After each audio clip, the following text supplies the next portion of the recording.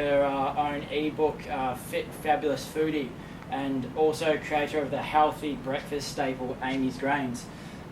Eating Fit is a business brand where she consults from a private practice in Richmond. There you go.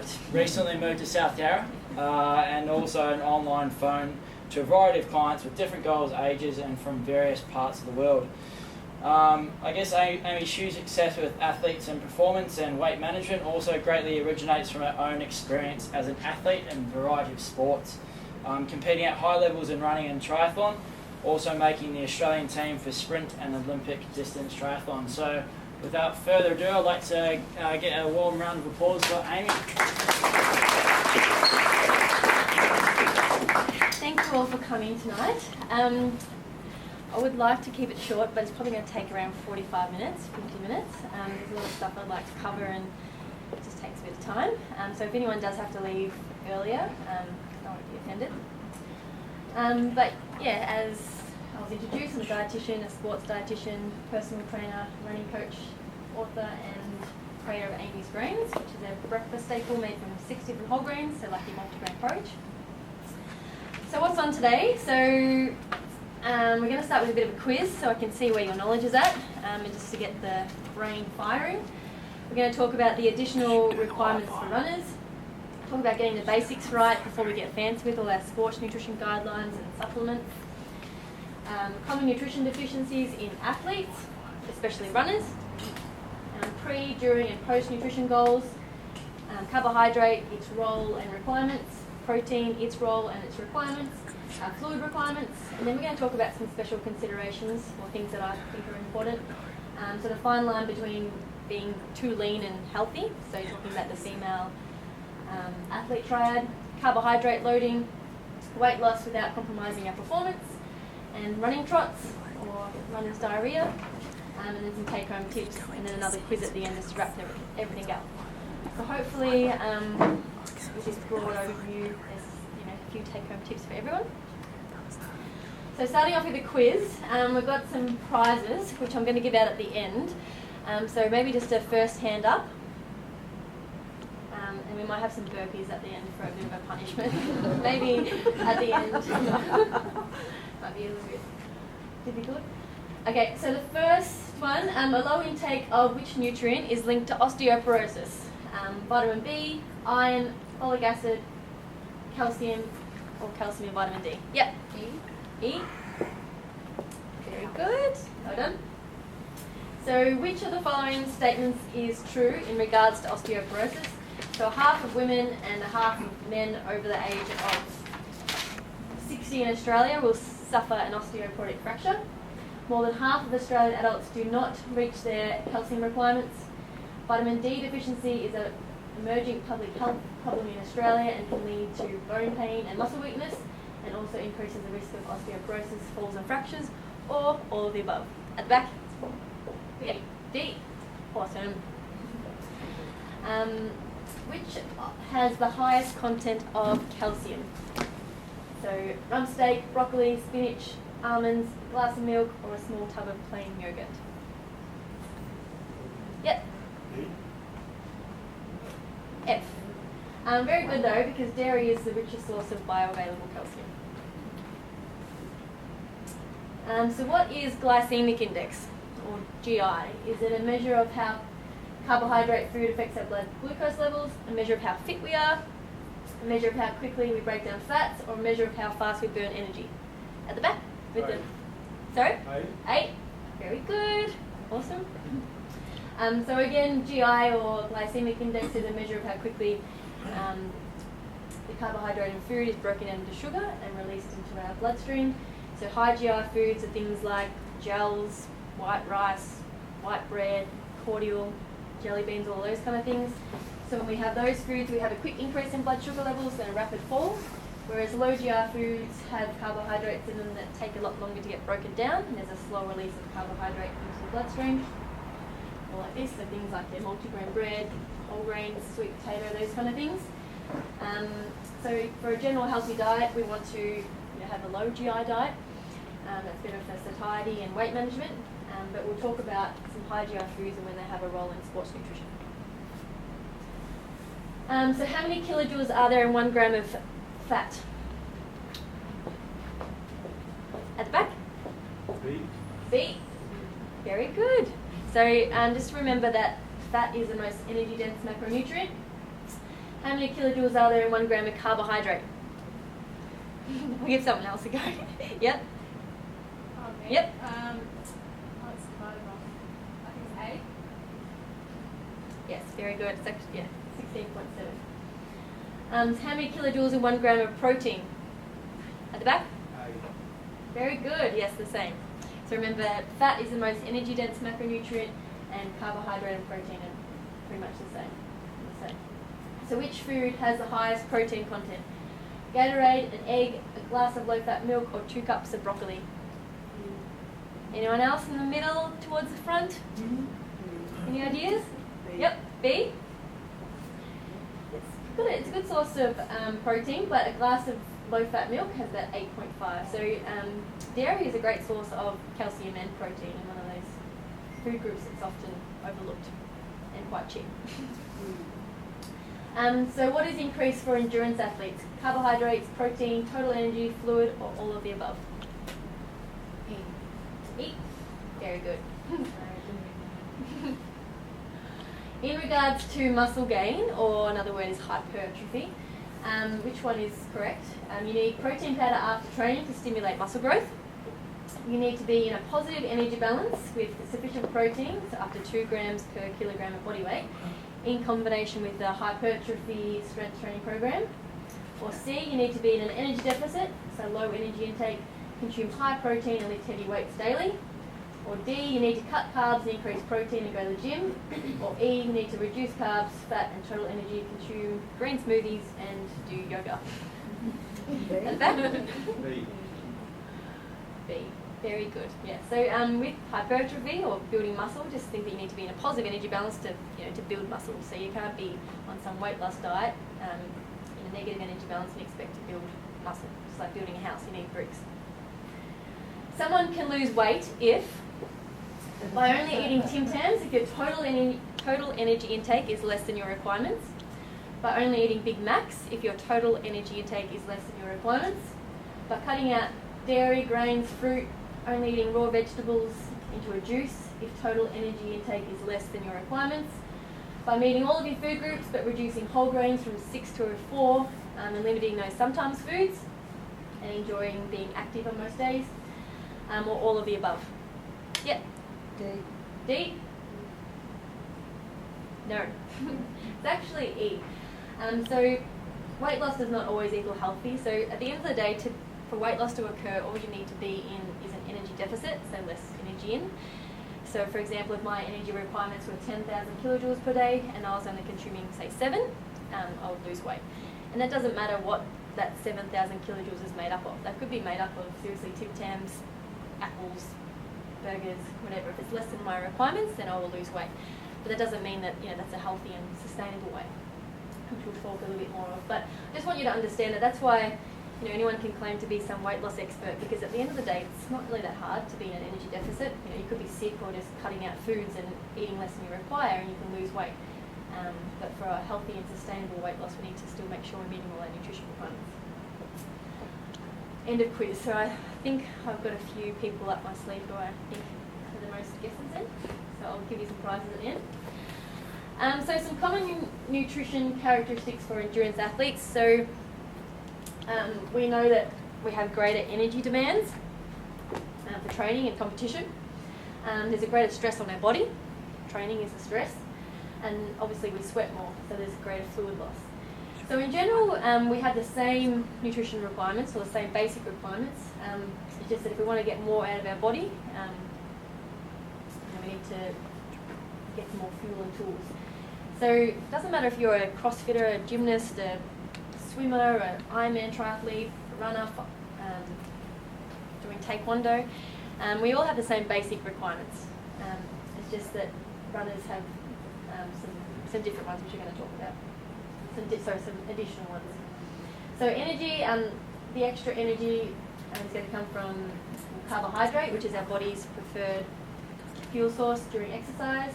And we need extra tools, so we need some additional nutrients due to the great telling you eat all these carbs and, you know, it just gets a bit of bad rap, but it's, you know, there's so much evidence that goes behind it, and a lot of people just don't get it right. So you can see here the Australian Guide to Healthy Eating. So pretty much a whole bunch of dietitians and medical experts got together and they looked at all the nutrients we need, how much we need, what foods they're in, and then just recommended numbers of food served so we can meet 100% of our requirements. So it sounds simple, but a lot of work has actually gone into creating this. So this is meant to represent a healthy diet, or a way to meet 100% of your requirements, or that premium petrol that we want to be running on. So a large portion coming from our veggies, a small portion our fruit, our dairy or alternatives, our lean meat or alternatives, and our whole grains. And you've got your sometimes foods. So it's important to eat from all five because they're characterised as providing different nutrients. So here a lot of vitamins and minerals, same really with the fruits, just some different ones. This one's our big, have a guess, calcium providing group, good. Our protein, iron and zinc, and our carbohydrates, B group vitamins and fibre. So everyone just thinks it's just a carb group, but it's providing a lot of other essential nutrients.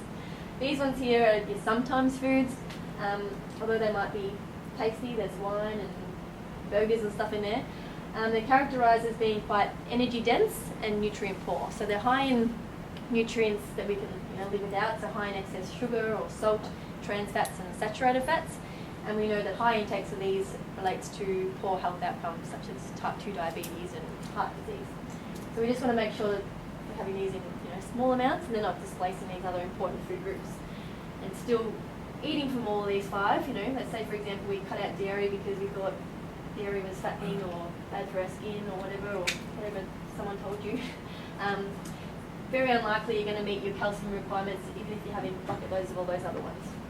Same if you're like a vegetarian and you're failing to have the alternatives like eggs or beans or legumes, quite likely you'd be deficient in iron. Not protein, because you're going to find protein here, here and here. But yeah. So depending on your age and gender, our requirements change. So there's differences between males and females, as we know. And through the lifespan we have different requirements. So I'm just going to touch on just females and then I'll just explain the differences, but before we get fancy with all these nutrition guidelines, we want to get our basics right. So we want 5 serves of veggies a day, so 1 serve is like half a cup of cooked veggies or 1 cup of salad veggies. 2 serves of fruit, 1 serve is like a regular size, or 2 small would equal 1. 6 serves of our whole grains, so 1 serve is like half a cup of cooked porridge or half a cup of brown rice or 1 piece of multigrain bread. If someone does come to me for weight loss, I would reduce this to 3 to 4, but make sure that they're choosing this food group closest to its most natural state as possible. So like in whole grains, like brown rice, freekeh, Amy's grains, for example. Whereas if you're having, like refined grains like rice bubbles and only having 3 to 4 serves, you can't expect to get the nutrients in there. The lean meat and alternatives, 2.5 serves. You can see that. Or if you're a meat eater, it is quite achievable when you're looking at the serving sizes. So 65 grams of red meat or 80 grams of chicken or a tin of tuna would equal 1 serve. And for our dairy and alternatives, 2.5 serves. So 1 serve would be like a glass of milk or 2 slices of cheese or a tub of yogurt. The only differences between males and females is an extra serve of veggies and another half serve for our lean meat and alternatives. So I do find that this one is very achievable and it often displaces the other important ones. You look at someone's plate and it's got all this meat and then a little bit of fluff on the side. And also I just wanted to, with your dairy or alternatives, like I said before, our recommended dietary intake is 1,000 milligrams of calcium per day. So if you're having an alternative due to just health beliefs or an allergy or an intolerance, you want to make sure it's a fortified version. So it has at least 100 milligrams of calcium per 100 ml.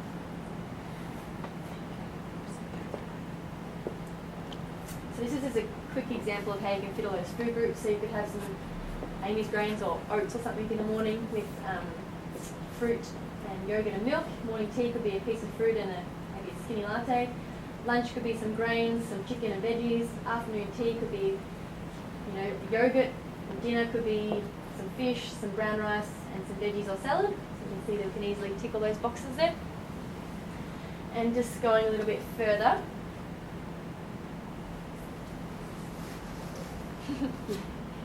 Falling asleep. So breakfast, if we can just tick off those 3 food groups nice and early by having some grains, some dairy and some fruit. And for lunch and dinner, this is my little secret little tool. I love to base your plate model on this. So why this is so good is because it helps tick off those food groups and helps keep you very satisfied, and especially if you've got weight loss goals as well, it can help with weight management. So a quarter of the plate is your low GI carbs, a long-lasting fuel. A quarter of the plate is your lean meat or protein, and half the plate is your non-starchy veggies or salad.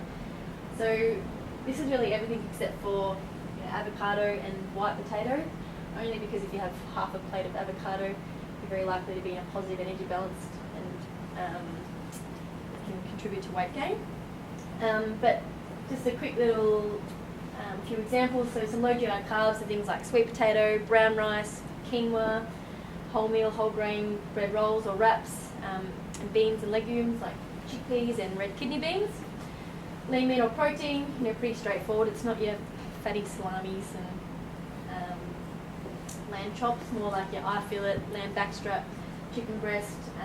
Or your fish is really good, just watching how you're cooking it, obviously not deep frying it. Baking it is a really good method.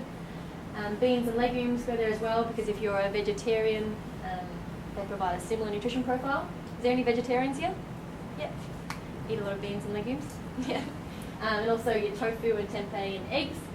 And then I've just listed a whole bunch that you can cut to a similar size and put in the steamer. I have a massive steamer at home. It's called the Big Dog. It's a big Scan Pan. And there's a whole bunch that you can just put in a salad. But you go to the fruit and veggie section of the supermarket, and there's a lot more that I haven't even put there. Yeah, so some quick lunch ideas, which could be for work or for home. You could do like a multigrain wrap with some protein and salad, and then a side salad. You could make a pasta bake using like whole grain pasta, some chicken and clips of veggies in there. Simply just brown rice, chicken or tuna and veggies, sweet potato, some beef and veggies. Make like a Mediterranean soup.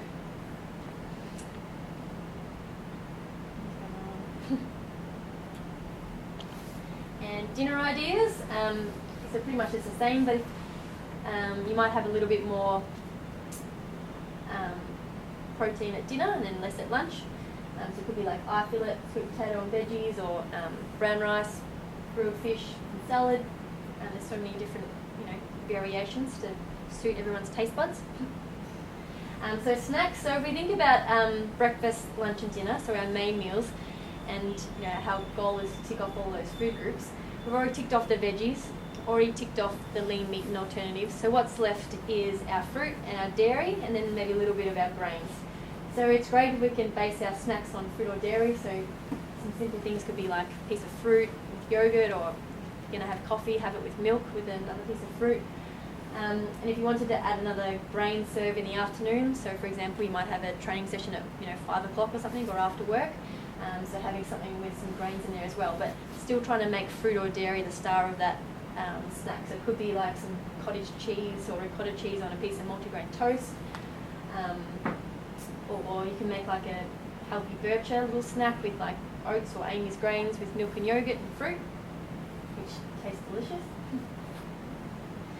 So iron. So iron is an important component of a number of proteins, including hemoglobin. So that's important for carrying oxygen around in our body. We know that low intakes relates to iron deficiency anemia, and the symptoms include being really tired and lethargic, and increases our susceptibility to illness. So if we're getting ill or sick all the time, we're not going to be able to train as hard, and that's obviously going to affect our performance. So there's 2 types of iron, heme iron and non-heme iron. So heme iron is found in our animal products, and non-heme iron is found in our plant products. So heme iron is absorbed 3 times as much, whereas a non-heme iron is not absorbed as well. So if we want to increase the absorption of the non-heme iron, it's great to have it with iron enhancers. And iron enhancers include foods that are rich in vitamin C. So if you just think about colourful fruits and vegetables. and try to avoid your non-heme iron. Yeah. So success with training, obviously, we need the training plus the fuel and the tools. And like I said, you can have two identical people with their fitness and their strength and age and all that kind of stuff, but if someone's got the right tools and the right energy, they're going to perform so much better than the person who's not feeling themselves. So obviously we're at the end here, more of the endurance continuous style training. So again, our energy is increased, our carbohydrate, our protein, our fluid, and some other important nutrition factors include iron and electrolytes.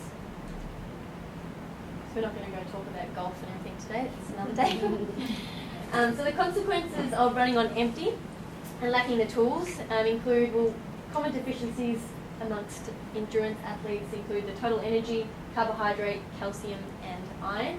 So for lack of total energy, the results are going to include weight loss, a decreased immune function, which means we're going to be ill more often, hindered performance, you're going to lack energy in training, and delay our recovery. So carbohydrate is going to have the same symptoms, and feeling a bit dizzy and faint. Calcium, if you don't meet your calcium requirements for that day, you're not going to feel bone pain straight away. Calcium deficiency is one of those long-term things, so you're not going to really feel the effects until you're 30, 40 plus, when your bone mineral density starts to decline. It's just kind of like having really porous bones. So if you knock yourself on a table, you're more likely to fracture it, and it's not like you can just go and inject calcium back into your bones and hope for it to repair. So it's something that we need to be just aware of now, so we can have strong bones. So we want to be running for a long time, not just now. And iron, obviously decreased immune function, feeling dizzy and lightheaded, lacking energy, delayed recovery, and is more common in females. Did we feel like that when we had iron deficiency? Yeah. A bit tired. And what happened when you get back up to normal levels now? Yep. Yeah. How do you feel a big difference? Yeah. Yeah, like you're, whoa, I'm awake. Exactly. How long were you deficient for, do you think? I don't know. Yeah. Doctor diagnosed it. Yeah. Yeah, I highly recommend if you are feeling just tired and getting ill quite often, getting just a simple blood test and just see what your iron levels are at. If your levels are quite low, you can't just eat red meat to put it back up to normal levels. You're probably going to have high dose supplements or even an iron infusion if they're really low. And then once they're back up to normal levels, just getting into a habit of having good sources of iron. So nutrition priorities and timing. So pre-training, we need carbohydrate plus fluid. So we want to top up our glycogen stores and we want to start our training session hydrated. During, we need carbohydrate plus fluid and plus or minus electrolytes. So we only need carbohydrate during exercise if it's greater than 60 to 90 minutes. If our glycogen is going to be possibly depleted. And obviously water as well. And post, we need carbohydrate plus protein and fluid and plus or minus electrolytes. So I'm going to talk a little bit more about them. So then we'll talk about carbs. So a lot of people, when it comes to weight loss, they think that they just need to cut out carbs, but as I said from the beginning, at the end of the day, you just need to be in an energy deficit. We can't afford to be carb phobes if we're runners. You've got to learn to love carbs. So carbohydrates are the key fuel source for prolonged, continuous, moderate to high intensity exercise. It's found in our whole grains, sweet potato, fruit and vegetables, dairy, sports products, and confectionery. Carbohydrate is broken down into glucose, which is a form used by the body. It's stored in our body in a form known as glycogen, in our muscles and in our liver, so a large amount in our muscles and a small amount in our liver. And then there's some circulating in our blood, or blood glucose. So when we go to bed, let's say we've had a normal dinner, we go to bed and we wake up in the morning, we have depleted our liver glycogen stores. So all we've got left is the glycogen left in our muscles. So let's just say we skipped breakfast and we went out for a run for an hour or so. So depending on the intensity, but after about 45 to 60 minutes, you'll start to deplete that glycogen stores. So your body has to switch to a different fuel source, which is protein or fats. And although that sounds good, burning fat or burning protein, it's actually not that great because you have to reduce the intensity to continue. So you might find that all of a sudden it just feels hard, or your perceived rate of exertion is just increased. You're more likely just I'll just finish up now, or I'll just do an easy run home. But if you are able to just top up those glycogen stores in the morning, the liver glycogen stores, by having a small piece of toast or a banana or something, you're going to delay that time to fatigue. And that's why if we're training for longer than 60 to 90 minutes, we want carbohydrate during. Has anyone ever experienced that hitting the wall feeling? Yep. What's happened? Have you just gone out without breakfast, or just thought? Probably breakfast was in. Yeah, thought I'll be right. And you just hit a heavy halfway through. Yeah. How long did it take? Probably at least half an hour in. Yeah. 45 minutes. So our carbohydrate guidelines for our daily fueling and recovery. So obviously, if we're burning more energy, we're moving more, we need more petrol, full stop. And the higher the intensity and the longer the duration, you're going to need more petrol, yeah? So that's why we can see the situation, our carbohydrate targets will increase with duration and intensity. So, for a moderate situation, so someone exercising, around an hour a day, we need 5 to 7 grams of carbohydrate per kilogram of body weight. Up to high, so an endurance program with moderate to high intensity, so you might be training between 1 and 3 hours a week. You need 6 to 10 grams of carbohydrate per kilogram of body weight. Then up into the extreme, so let's say you're more like a triathlete or an ultra distance runner, 8 to 12 grams per kilogram of body weight. So for example, if you had like a 70 kilogram male training around 7 hours a week of running, he'll need around 350 to 490 grams of carbohydrate per day. And I actually find with endurance athletes, meeting your carbohydrate guidelines is actually more challenging than your protein, which you'll see as well. So you can see, 50 grams of carbohydrate is just listed in these food groups. So you can have like a cup of oats, or Amy's grains, or 5 wheat bix, or 2 English muffins, or if we look at fruit, 2 bananas. So carbohydrate guidelines pre, during and post. So for our general fueling up, just our normal guidelines, and we'll talk about carbohydrate loading at the end. Pre-event, we want to make sure that we've had a good source of carbohydrate, so at breakfast at least 1 hour before. So during, if the event or the training session is greater than 45 minutes, we don't need any nutrition during, because it's not likely we're going to be depleting our glycogen stores. But if it's greater than an hour, we want 30 to 60 grams of carbohydrate per hour, and that could look like a gel every 45 minutes or something. If you're training or racing longer than say 2.5 hours, it's recommended to have up to 90 grams of carbohydrate per hour if you've practiced this in training. And if we're going to use up to 90 grams, we want to make sure that the carbohydrate source has got glucose to fructose of a ratio of 1 to 2, which most gels are anyway. And that's because our body can only uptake 60 grams of glucose per hour. And again, if we're having this carbohydrate during our training, we need to make sure we're having it with water to prevent some GI issues. Don't want you running to the toilet if you make the toilet. And then afterwards, we want to obviously replenish our glycogen stores, so we want to get some carbohydrates in straight after. So protein. So we know that protein has various roles in the body, including structural and functional roles. It's important for repairing our muscle tissue after our training. And the simplest form of protein is called amino acids, which there is 20, and 8 which are essential. So it means that must come from our diet. And we know that strength and endurance athletes have higher protein requirements. We put greater stresses on our body. And adolescents as well, obviously, because they're still growing.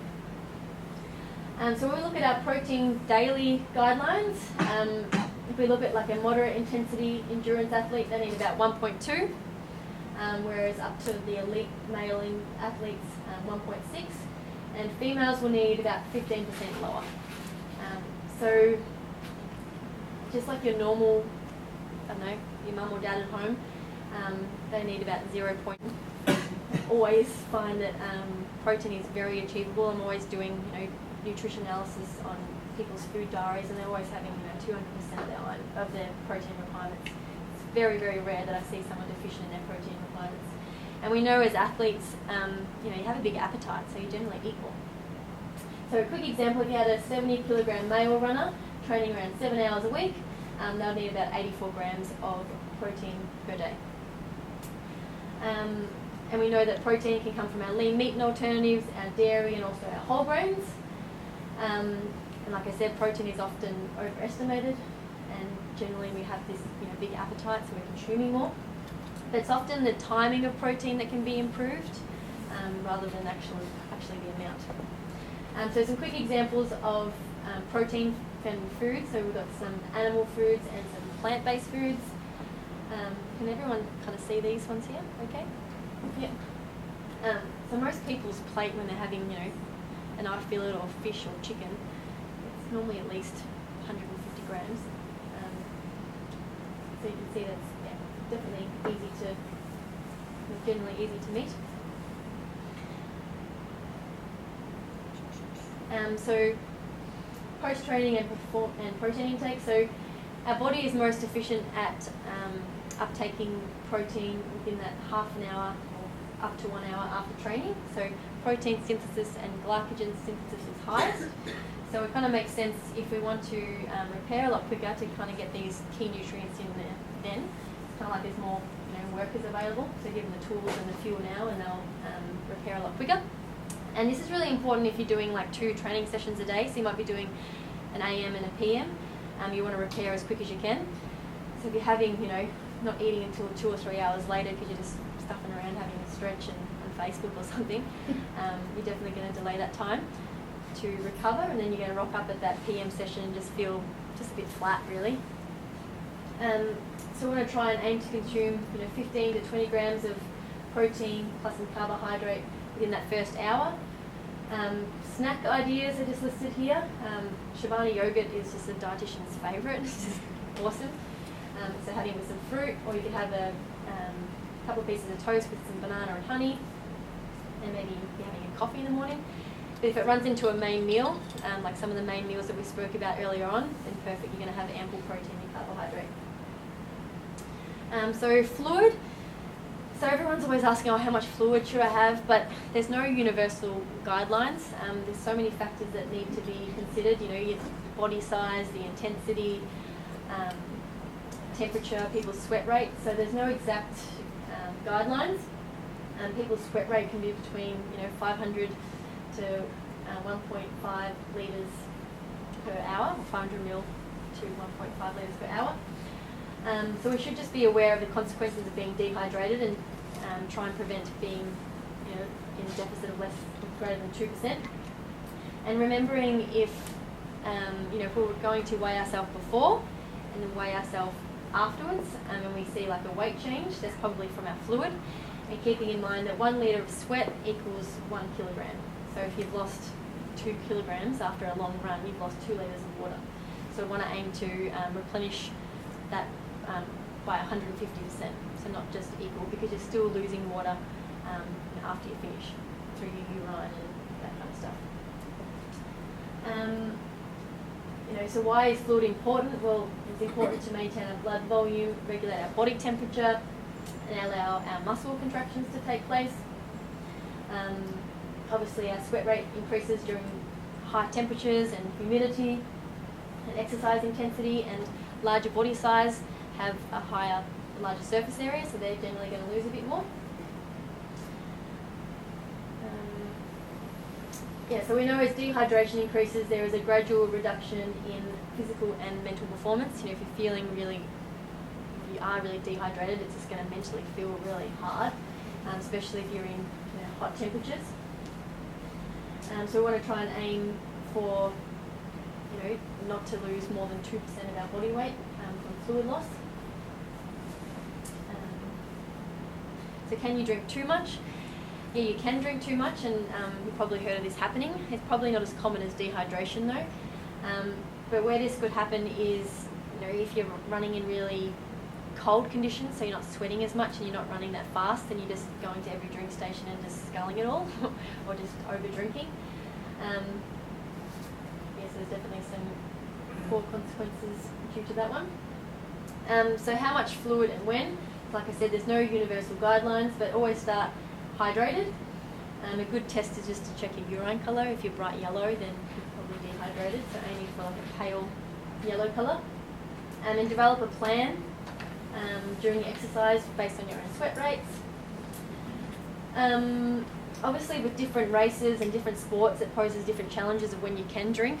So we're lucky with, Run Melbourne. How many, there'll be drink stations every, I'm not sure. Good question. 5K, so? Yeah. Is it 4?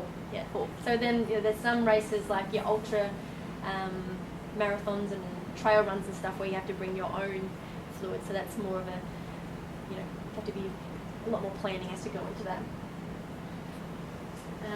But when it comes to fluid, we can just have water if it's quite low in, lower intensity or quite short. But when we're getting for longer distances and higher intensity, so like your half marathons, full marathons, sports drinks can be really valuable because they're providing your carbohydrate, your electrolytes, and also the fluid as well. And we know that when you're having a sports drink, it's kind of encourages you to drink more with the sodium and the sugar in there, and helps you retain that fluid as well instead of just kind of pissing it out. So some other considerations I want to just touch on. So when is an athlete too lean? Carbohydrate loading and who will benefit and how do you do it and what are common mistakes. Weight loss without compromising performance. Running trots, what are they and how do you prevent it? Has anyone had running trots before? Am I going to be the only one? Yes, good. Get them up there, you all have. And then some race day or competition tips. So has anyone heard about the female athlete triad? Nope, nothing at all. It's actually quite common. It's just something that's really not spoken about. So it's a syndrome of 3 interrelated conditions that exist on a continuum of severity. So including energy deficiency with or without disordered eating, menstrual disturbances, so amenorrhea, so not getting your periods, and bone loss or osteoporosis. So we know, like as runners and female runners, generally the lighter you are, you run a bit better. If you're carrying a lot of weight, you have to carry that weight. But there's this kind of like fine line between being too lean and where it really affects our mental and our physical health. So obviously that energy deficit contributes to the weight loss, so not enough energy to fuel our bodily functions. And when we get below like a healthy body fat and in this chronic energy deficit, we stop getting our periods as females. And when we're not getting our menstrual cycle, our body stops producing estrogen. And estrogen is like this transport vehicle of calcium into our bones. And obviously that increases our risk of osteoporosis. So a lot of people, I've just heard that think that not getting their periods, it means they're really fit. It's not really a great thing. It's got some long-term consequences. You might not be feeling it straight away, but long-term it's not going to be having a great effect on our body and our mind as well. So sometimes it's because disordered eating or just restricting our food because we think that the less we eat, the better we're going to perform. But it can be turned into some serious health consequences or disorders like anorexia and bulimia. So if you do know anyone or feel that you're kind of going towards that unhealthy scale, maybe it's really important to talk to someone, like a dietitian. So carbohydrate loading, so what is it and who will benefit from this practice? So who's carbohydrate loading? Yeah? What does that involve? Switching the macro balance between protein, fats and carbohydrates. Yeah, that's a good little kind of overview. So carbohydrate loading, it's a strategy to increase our glycogen stores. So remember, our glycogen is our storage of carbohydrate. So if we have greater stores, it's going to delay that time to fatigue. So how we do that is 1 to 4 days white bread and white rice and honeys and jams and cordials and all that kind of stuff, because your guidelines are up here, like 10 to 12 grams per kilogram of body weight. It's a lot of carbohydrate. If you're having all this, vegetables and sweet potato and multigrain bread, you're just going to be so full. You're not going to be able to get all those carbs in there. You're just going to feel sick. So tips, remembering your guidelines, and then it's great if you can use like an app such as like Calorie King or Easy Diet Diary, so you can see how much carbohydrate these foods contain, and then just remembering we don't want too much fat, don't want too much protein, and don't want too much fibre, because that's going to fill us up. Our main priority is those carbohydrates. And still try and eat from your 5 food groups during these days, so you can get all those key tools in there, so it's not just grains. And definitely practice this in your training. So I wouldn't leave this until the few days before your big race, like a month before, or when you're looking at your training plan. Generally you start to peak, it depends on who's doing your training program, but it might be 3 or 4 weeks before your main race. So it might be a good time to practice your carbohydrate loading then, before you start tapering. Then you know what foods work well for you. You've already cooked them, and you don't want all this new stuff going on around race day, because you're already so bloody nervous. And then you just start doing stupid things like just copying what your friend's doing and reading whatever this person did in the magazine or on Facebook or whatever. So weight loss, health and performance. So as we spoke about, for weight loss to occur, all you need to be in is an energy deficit. But for a healthy and sustainable weight loss, we want to make sure you're still meeting all of your nutrition requirements.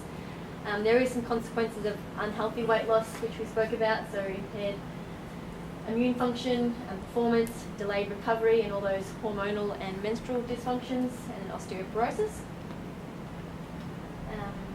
So race day comfort and success. So there was a few people who raised their hands before who were quite honest with the running trots or runner's diarrhea. Do you want to raise your hand again, anyone who has? Yes. All the secret squirrels. So runner's gut or runner's trots can be experienced as cramping, bloating, gas, and the urgency to go to the toilet or bathroom. Maybe just you didn't really know what it is. So it's often associated with loose bowels or diarrhea.